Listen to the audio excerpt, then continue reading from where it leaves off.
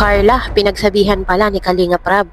So yun mga Kalingap, hanggang ngayon po ay usap-usapan pa rin yung tampuhan ni Carla at nitong si Jomar. Pero bago po ang lahat, ako po ay maglalambing. Kung bago ka pa lang po sa aking channel ay please subscribe, like, share, and comment. Pakiclick na rin po ng notification bell nang sagad may updated ka sa aking mga paparating na video. At syempre, patuloy po nating suportahan si Kalingap Rab at ang ating ama ng Kalingap si Kuya Val Santos Matubang. At syempre, lahat po ng bumubuo ng Team Kalingap, patuloy po natin silang suportahan.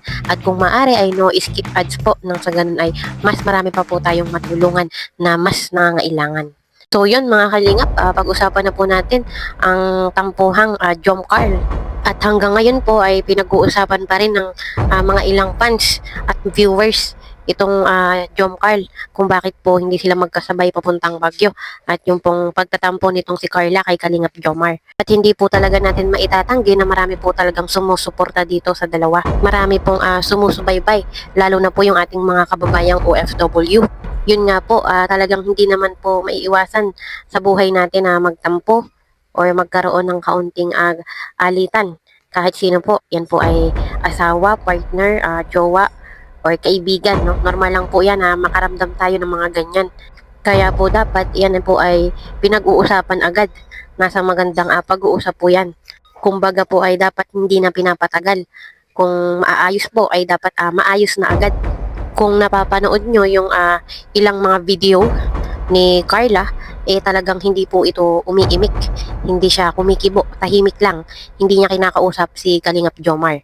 Kaya po si Kalingap Rab ay pinagsabihan ang mga love team. So tama naman po iyon. Lalo na po sikat sila. Kung hanggat maaari ay kung kaya mong isang tabi mo muna yung iyong nararamdaman. Kung ikaw ay may tampo or galit ka, ay isang tabi mo muna. Diba? Lalo na po kung may event. Di ba po? Lalo nga po at nasa Baguio sila, talagang pong hindi maiiwasan na marami pong gustong magpa-picture sa kanila. Talagang dinumog sila doon sa Baguio at talagang gusto silang mamit. Kung kayang wag ipahalata sa mga fans, sa mga taong nasa paligid mo na ikaw ay galit o nagtatampo ay yan ay itago mo muna, no? Isang tabi.